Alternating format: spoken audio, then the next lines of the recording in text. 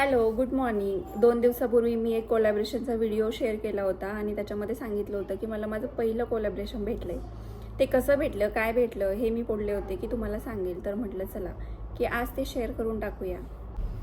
तर सगळ्यात महत्त्वाची गोष्ट म्हणजे मला ते कोलॅबरेशन इंस्टाग्रामवरून भेटलं होतं, यूट्यूबवरून नाही.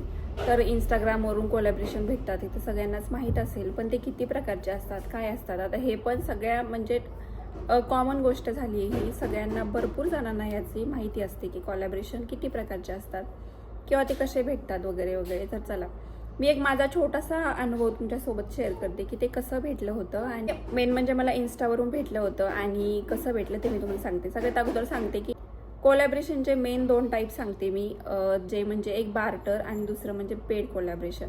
आता बार्टर कोलॅबरेशनमध्ये काय आहे की ब्रँड आपल्याला एखादं प्रोडक्ट देतं आणि आपण त्याचा व्हिडिओ बनवायचा आणि ते प्रोडक्ट आपल्यालाच राहणार. म्हणजे प्रोडक्टच्या बदल्यामध्ये आपण एखादी रील बनवून द्यायची किंवा स्टोरी वगैरे त्यांची लावायची किंवा जे काही त्यांची काही ते बोलत असतील, रील बनवा किंवा स्टोरी ठेवा, असं काहीतरी त्याच्या बदल्यात ते मागत असतील ना, तर ते आपल्याला बनवून द्यायचं असतं. त्याला म्हणतात बार्टर कोलॅब. आणि म्हणजे थोडक्यात काय तर प्रोडक्टच्या बदल्यामध्ये आपण रील वगैरे काही असेल ते त्यांच्या प्रोडक्टची जाहिरात करायची. त्याला म्हणतात बार्टर कोलॅबरेशन. आणि दुसरं म्हणजे पेड कोलॅबरेशन. पेड कोलॅबरेशन हे खूप सारे अशा लोकांना भेटतं की ज्यांना छान व्ह्यूज आहेत, ज्यांच्या व्हिडिओजला छान भरपूर साऱ्या कमेंट्स आहेत, भरपूर साऱ्या लाईक्स येतात, अशांना म्हणजे थोडक्यात काय तर त्याच्यातून ब्रँडचा फायदा झाला पाहिजे, त्याची पब्लिसिटी झाली पाहिजे. ते फॉलोअर्स मॅटर नाही करत. किती पण फॉलोअर्स असू द्या, पण तुम्हाला जर रीच चांगलं असेल ना, तुम्हाला जर चांगली व्ह्यूज येत असतील, तुम्हाला जर चांगले लाईक्स वगैरे येत असतील इन्स्टाच्या तुमच्या रीलला, तर ते आपल्याला ॲप्रोच करतात आणि आपणही ब्रँडला ॲप्रोच करू शकतो. त्यांचं जे प्रोफाईल असतं ना, त्याच्यावरती जाऊन आपण त्यांना डायरेक्ट DM करू शकतो की तुम्ही इंटरेस्टेड आहात त्यांच्यासोबत काम करण्यात. मग ते आपलं प्रोफाईल चेकआउट करतात आणि त्यांना जर आवडलं, त्यांना जर त्यांचा फायदा दिसला, तर ते आपल्याला रिप्लाय देतात. सगळ्यात महत्त्वाचं काय तर त्यांना त्यांचा फायदा करून घ्यायचा असतो.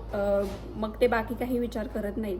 त्यासाठी ते खूप सारं निगोसिएशन करतात की आपल्याला DM केल्यानंतर पण तुम्ही बार्टर करा, हे करा, किंवा पैसे नाही आहेत, ब्रँड छोटा आहे, असं भरपूर सारे ते मेसेज करतात. त्यांचा एक क्रायटेरिया ठरलेला असतो. त्यांनी त्यांच्या अगोदर क्रायटेरियाप्रमाणे सगळं काही बनवून ठेवलेलं असतं. ते फक्त डायरेक्ट आपल्याला सेंड करतात, आपणच ते वाचायचं, त्याचा रिप्लाय द्यायचा, असं असतं. आपण जेव्हा नवीन असतो ना, तेव्हा काहीच गोष्टी कळत नाहीत. आता मला कसं कोलॅबरेशन भेटलं ना, हे मी तुम्हाला सांगते. माझ्या बायोमध्ये तर काही असं लिहिलेलं नव्हतं मी. त्याच्यानंतर मी लिहिलं की ओपन फॉर कोलॅबरेशन वगैरे. इन्स्टावरती चांगले फॉलोअर्स आहेत माझे, म्हणजे 2-3 वर्षापूर्वीचं ते अकाउंट आहे. आणि मी सुरुवातीला असं कधीतरीच एखादी रील टाकायचे, जे की लिपसिंग वगैरे केलेली गाण्यावरती रील टाकायचे किंवा फोटो वगैरे लावून. तर त्या रील खूप जास्त त्याला रीच आलं होतं, खूप जास्त व्ह्यूज आले होते आणि त्याच्यातून एवढी फास्ट ग्रो झालं ना ते माझं ते पेज इंस्टाग्रामचं. त्याच्यावरती कधी ते 1000पासून कधी ते 28,000पर्यंत गेलं ते कळलंच नाही. आणि मी विचार केला होता की जेव्हा कधी मी ब्लॉगिंग करेल किंवा जेव्हा कधी मी काहीतरी करायचं ठरवेल ना, तेव्हा मला हे इंस्टाग्रामचं पेज उपयोगी येईल ना, म्हणून मग मी ते पेज तसंच ठेवलं होतं. आता रिसेंटलीच मी एक 20-25 व्हिडिओ त्याच्यावर शेअर केले होते आणि बाकीचे पहिले सगळे व्हिडिओ ना मी त्याच्यामधले हाईड करून ठेवलेले आहेत. त्यामुळे ते पहिले जुने व्हिडिओ दिसत नाहीत. त्यामुळे 20-25 पोस्टवरतीच तुमचे 28,000 फॉलोअर्स कसे, अशा पण 2-3 कमेंट मला आल्या होत्या. तर हे 20-25 पोस्ट नव्हत्या, त्या भरपूर काहीतरी 100 पोस्ट असतील ज्या मी हाईड केल्या होत्या. त्याच्यामध्ये काही मुलीचे व्हिडिओ होते लहानपणीचे आणि काही माझे कधीतरी 1-2 महिन्यातून एखादा व्हिडिओ टाकलेला, पण तो जो चांगला चाललेला, त्याला छान व्ह्यूज आणि भरपूर साऱ्या कमेंट्स आणि त्यातून भरपूर सारे फॉलोअर्स असे वाढले होते. तर इन्स्टावरती 1-2 म्हणजे असंच आपण रील बघताना 1-2 रील माझ्या समोर आल्या की त्यांनी एक असा प्रॉम्प्ट लिहिलेला होता. त्याच्यामध्ये ओपन फॉर कोलॅबरेशन आणि त्यांचा ज्वेलरीचा ब्रँड आहे, त्यांचा क्लोदिंगचा ब्रँड आहे, असं त्यांनी त्यांचं लिहिलेलं होतं सगळं काही. आणि त्यांनी त्याच्यामध्ये असंही लिहिलं होतं की कोलॅबरेशन हवं असेल तर त्याच्या खाली तुम्ही कमेंट करा, कोलॅब म्हणून कमेंट करा. तर एका ह्याच्या खाली मी कोलॅब म्हणून कमेंट केली होती आणि माहीत नाही त्यांनी तिथून घेतलं की कुठून घेतलं, म्हणजे माझं अकाउंट त्यांनी कुठून पिक केलं माहीत नाही. पण मला 2-4 दिवसांनी त्या ज्या ज्वेलरीचा ब्रँड होता त्यांचा रिप्लाय नाही आला, मला दुसऱ्याच एका ब्रँडचा रिप्लाय आला आणि त्यांनी सांगितलं तुम्ही इंटरेस्टेड असाल तर रिप्लाय द्या म्हणून. आणि मला पण असं वाटलं की बापरे, पहिलंच कोलॅबरेशन आहे आणि आपल्याला कुणीतरी अप्रोच केलं आहे, मग रिप्लाय द्यायला पाहिजे. मी रिप्लाय दिला त्यांना, इंटरेस्टेड म्हणून रिप्लाय दिला. त्यानंतर मग त्यांनी त्यांची खूप सारी माहिती पाठवली की असं असं आहे, एवढं तुम्हाला एक रील बनवायची किंवा पार्सल भेटल्यावरती स्टोरी टाकायची, असं करायचं तसं करायचं.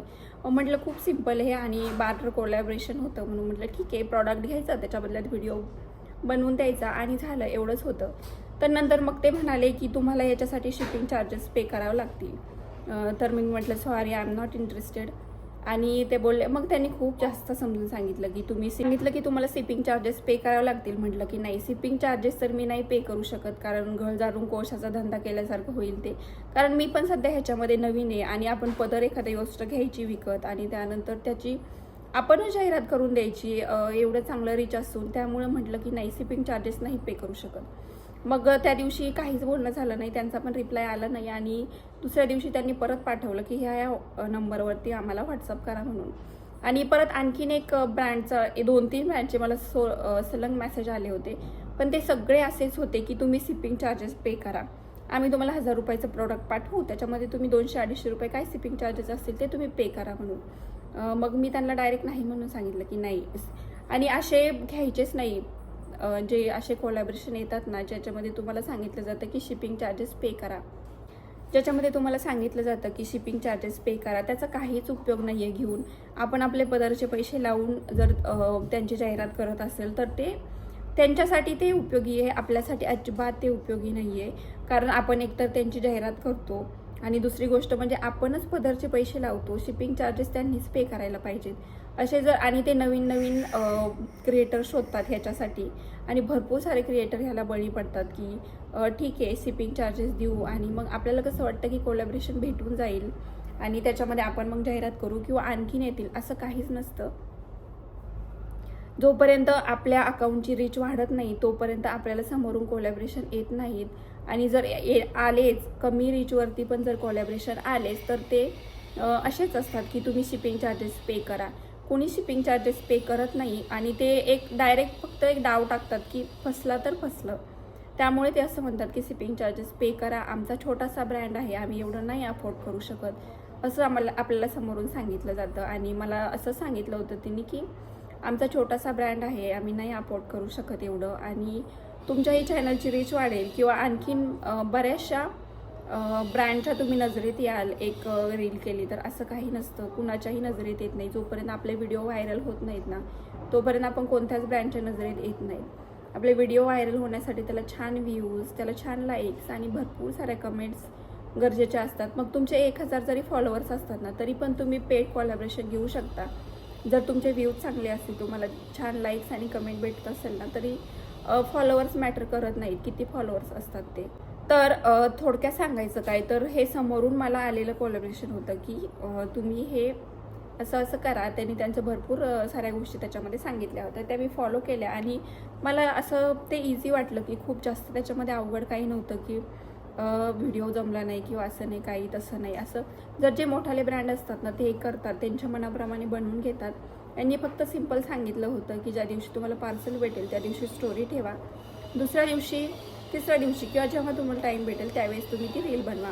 आणि त्यांची ज्वेलरी पण छान होती, मला ज्वेलरी पण आवडली. मला असं वाटलं काय पाठवतात आणि काय नाही, कारण त्यांनी फोटो वगैरे काहीच पाठवलं नव्हतं. ते बोलले की आम्ही डायरेक्ट तुम्हाला पाठवू आणि जे पाठवू ते छानच असेल. आणि सहज असं यूट्यूबवरती सर्च करताना मला एक गोष्ट लक्षात आली. 1-2 वेळा मी सर्च केलं होतं की कोलॅबरेशन कसे भेटतात, तर भरपूर सारे क्रिएटर्सनी सांगितलं होतं की काही ॲप्स आहेत, त्या ॲप्सवरती तुम्ही रजिस्टर केल्यानंतर तुम्हाला कोलॅबरेशन भेटून जातील.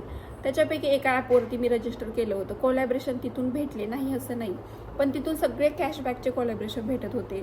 म्हणजे ते एका प्रोडक्टची लिंक देतात, आपण ते प्रोडक्ट खरेदी करायचं, त्यानंतर त्यांची काय असेल ते त्यांच्याप्रमाणे सगळं करून द्यायचं, रील बनवायची किंवा डायरेक्ट त्या ॲपवरती जाऊन रिव्ह्यू द्यायचा. भरपूर सारे कोलॅबरेशन असे आहेत की हे आमचं प्रोडक्ट तुम्ही खरेदी करा, म्हणजे स्वतःच्या पैशाने घ्या आणि नंतर ॲपवरती जाऊन ॲमेझॉन किंवा फ्लिपकार्ट ह्या ॲपवरती जाऊन त्या प्रोडक्टचा रिव्ह्यू द्या, छान प्रोडक्टचा रिव्ह्यू द्या आणि आम्हाला ते शेअर करा.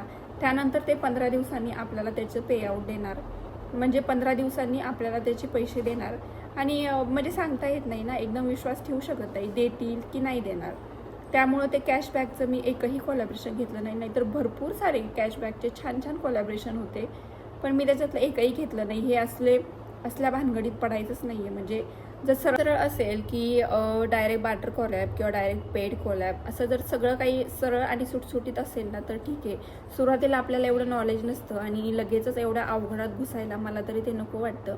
त्यामुळे ना मी शक्यतो हे 2-3 DM आले होते मला असे, पण मी एकही याला घेतलं नाही. कारण अजून माझ्या अकाउंटला रीच पण कमी आहे आणि खूप सरळ साधी गोष्ट आहे. आणि इंस्टाग्रामवरती ना यूट्यूबसारखं नाही आहे. इंस्टाग्रामवरती एखादी रील शेअर केली तर त्याला असे चांगले व्ह्यूज येऊन जातात, तिथे लाईक्स पण जास्त येतात.